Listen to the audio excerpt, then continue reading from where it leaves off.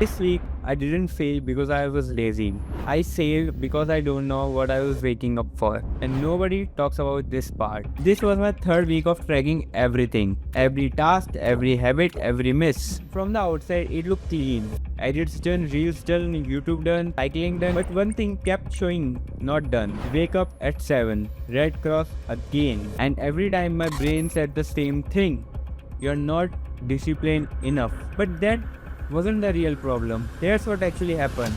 My alarm rang, I woke up. I just stayed in bed. Not scrolling, not tired, just thinking what I am supposed to do right now. And when there are no clear answers, I went back to sleep. It's not about waking up early. It's about what pull you out of your bed. Action without direction is useless. This same week I said no to a $50 project. Not because I am rich, but because the client changed everything last minute. Simple edits turned into heavy, urgent, high pressure work. Oldly would have accepted it. This time I didn't. That felt like growth. And that's what's messed up with my head. I'm making better decisions, but still failing the basic habits. That's when comparison hits. You look around and think everyone is ahead of me. He is grinding, she is consistent, and then the dangerous thoughts come. What's stopping me from grinding? And there were 2 days, 14th and 15th. No to-do list. You do a festival, Sakranti, family, food, breaks, and that's when I saw it clearly.